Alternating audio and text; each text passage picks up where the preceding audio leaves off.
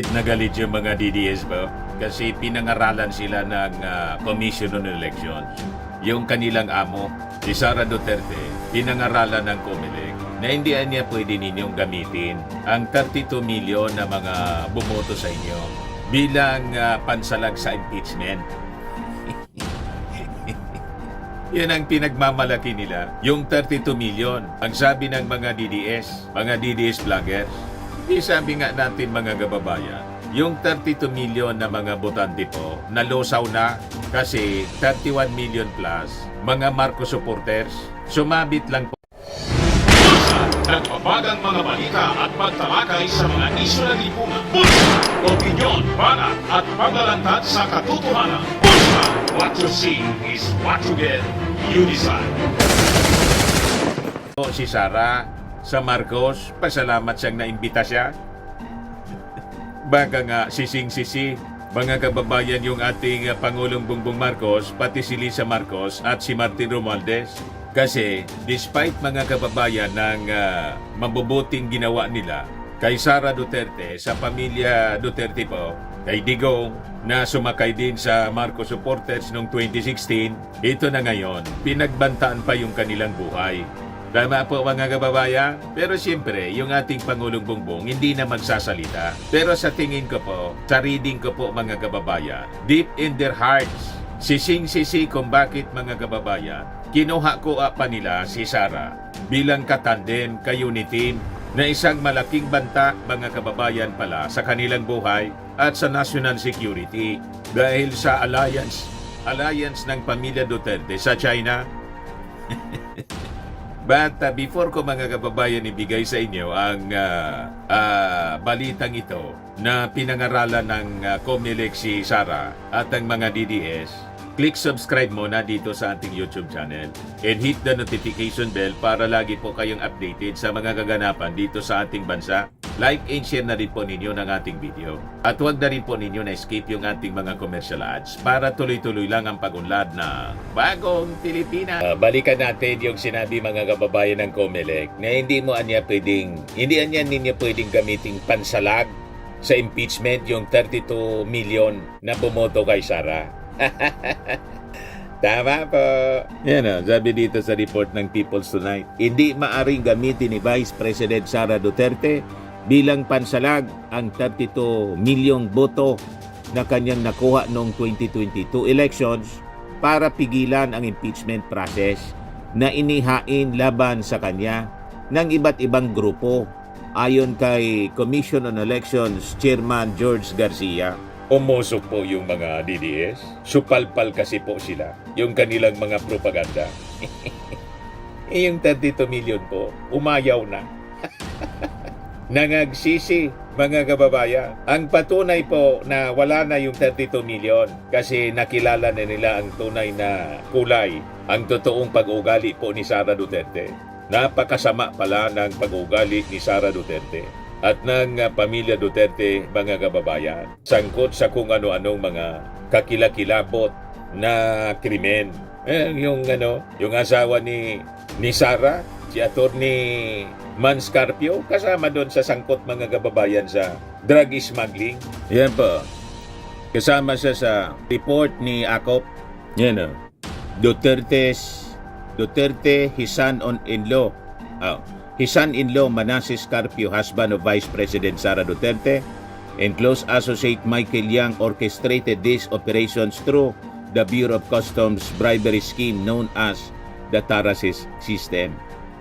Among the cases cited was the tale of two shipments involving 6.4 billion and 3.4 billion worth of shabu smuggled in 2017 and 2018. Witnesses Mark Taguba and Jimmy Guban detailed how Duterte's son, Davao City 1st District Representative Paulo Duterte, his son-in-law Manasseh Carpio, husband of Vice President Sara Duterte, and close associate Michael Yang orchestrated these operations through the Bureau of Customs bribery scheme known as Tarasys. Sabi po, mga kababayan, yes, tama yung analysis ni political analyst Ronald Llamas. Yung mga Duterte po, lalo Sinday, damaged goods na niya. Kaya naisip po ni Digong na kung halimbawa makulong si Sara dahil sa mga kagagawa nila, si Robin Padilla ang patatakbuhin bilang Pangulo. Di ba? Na malabo mga kababayan na manalo. Kasi siyempre, kilalang kilala na sila, mga kababayan ng ating mga mamamayang Filipino. With all the... click subscribe muna dito sa ating YouTube channel and hit the notification bell para lagi po kayong updated sa mga kaganapan dito sa ating bansa. Like and share na rin po ninyo ang ating video. At huwag na rin po ninyo na skip yung ating mga commercial ads para tuloy-tuloy lang ang pag-unlad ng Bagong Pilipinas. Sa mga nagana po ng malinis and spacious fitness gym, pumunta lang po kayo sa aming Colossal Fitness Gym. We also offer Grab Car Rental with our brand new 2023 model ng Toyota Innova. We also accept booking for those who are planning to travel via PAL, Cebu Pacific, and other airline companies, local and international, and bills payment for Meralco Bills, Aleco Bills, PLDT, etc.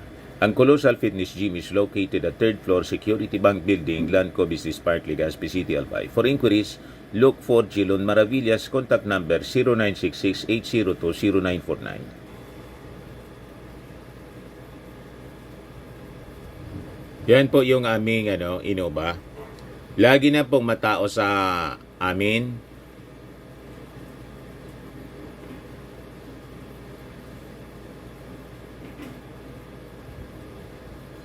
Yan po mga bagong clients namin. Napakaganda at colorful at napakalinis ng aming gym po. Pati mga foreigners po pumupunta sa amin, mga British tourist po sila dito sa Legazpi. Na-set up na rin po yung aming mga brand new gym equipment.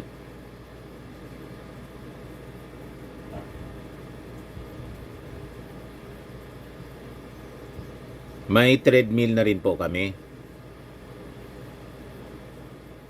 Ito naman po yung bago naming product na binibenta online. Eye Glow Serum, whitening po siya. Tingnan ninyo yung epekto sa aking anak na architect before and now. Yung mga inquiries po ninyo, dumiretso na lang kayo sa kanyang Facebook account, Riz Maravillas. Ito naman po, Firmax Firming and Lifting Cream. Pinapahid po sa mga pulses and affected area. Mainam po sa paninigas ng mga kasukasuan. Ito naman po, Automax Radiant Serum. Sa mukha naman yung application, anti-aging po siya. You will look 10 years younger than your age. Sa mga cancer patients naman po, baka lang gusto ninyo itong itry. Neng siya red mixed fruit drink. Hindi mo po siya gamot, food supplement siya. Kaya lang, gawa siya mga kababayan sa goji berry. Yung goji berry, may anti-cancer properties. O ngayon, yung mga inquiries ninyo, dumiretso na lang kayo sa aming messenger sa Facebook para masagot namin agad. Ayos pa? Ayos na ayosan niya, Mr. Maravilla. Hearings ng Quadcom na pinanonood po ng milyon-milyon na mga Filipino. Tinalo na yung Netflix. Sabi po yan ni Congresswoman Jinky Luistro. O ngayon, balikan natin itong kwento kay Sara na pinagsabihan ng COMELEC yung kampo. Iniyan ninyo pwedeng gamitin niya na pansalag, yung 32 million na bumoto kay Sara. Yan COMELEC chief kay Sara. 32 million votes mo di uobra sa impeachment. Iyakan yan, mga kababayan, yung mga supporters ni Sara. So, reaction siya, mga kababayan, ni Garcia sa sinabi ni BP Sara na hindi siya basta-basta mapapatalsik sa pwesto dahil ibinoto siya ng 30 milyong mga Pinoy noong May 2022 na itinuturing sa isa sa pinakang mataas na bilang ng boto sa isang nahalal na opisyal sa kasaysayan. Tama, hindi ko mo. Ikaw yung may pinakamalaking boto, hindi ka na pwedeng tanggalin. Ang impeachment case, mga kababayan, kapangyarihan yan ng Congress. You can be impeached kahit pa yung boto mo, 100 million. Di ba? Binoto ka pa alimbawa ng 100, alimbawa pa man lang po. Kasi yung mga botante natin, total yata mga 60 million na rin. Pero hindi man siya bumoboto lahat. Kaya si Sara, mga kababayan, 32 million yung nakuhang boto kasi 31 million mga Marcos supporters. Kulang-kulang sa 1 million po ang DDS. Kaya nga po hindi sila makaipon po ng more than 1,000. Sa people power, sa EDSA shrine na people power na gusto nilang mangyari. Walang people, mayroon pulpol. mga polpol na mga supporters niya na mga kulto. Wala nandun mga vloggers na lang po na wala mang mga credibility. Wala nang maniwala. Kahit yung pinakasikat nilang vlogger pong si Marlica, tiningnan ko yung mga viewers po. Bumaba na. Hindi na yung dating laging 100,000, 200,000, 300,000 yung nanonood sa per video niya. Bumaba na rin. Nagsawa na yung mga followers niya. Na-discover na siguro na lahat man na niya kasinungalingan, maritesan mga kwento nito. Ang iba sa mga followers ni Marlica, mga dati kong viewers po na nagagalit sa akin. Ngayon, siguro, yung mga viewers ko dati noon, nung sumusupport pa ako kay Digong, sising-sisi na rin. Kaya lang, siyempre, ang tao, ma-pride, nahihiya na silang bumalik sa panonood sa akin. Pinanindigan na lang nila, mga kababayan, yung kanilang maling desisyon na umalis sa panonood sa akin, mga kababayan. Sabi ko sa inyo, malayo itong mga vloggers ninyo po dyan sa DDS sa akin pong experience sa media. 40 years ako sa mainstream media. Pabobodol po ako sa mga tulad ninyo. Share sila ng share, mga kababayan, ng mga videos ng mga DDS vloggers para i-influensya ako. Malabo po na mangyari ang inyong panaginip. College pa lang po ako, second year college pa lang po ako, reporter na ako. Matindi yung aking exposure po sa mainstream. Asa pa kayo. So sabi dito sa balita, sa ngayon, 2 impeachment complaints ang inihain sa House of Representatives laban kay Sara Duterte. Bunsod ng questionabling paggastos ng 612.5 milyong halaga ng confidential funds at ng Vice President at ng DepEd, Office of the Vice President at DepEd, kung saan siya dating nagsilbi bilang kalihim. Subalit, iginiit ni Garcia na hindi automatikong mapapatalsik si Duterte sa pwesto sa kabila ng paghahainan niya ng impeachment complaint sa Kamara dahil ito ay isasalang pa sa pagdinig sa Senado. Bukod sa impeachment complaint, maaari ring maharap sa patong-patong na kaso kriminal si BP Sara dahil sa issue ng paglustay sa confidential funds ng 2 tanggapan.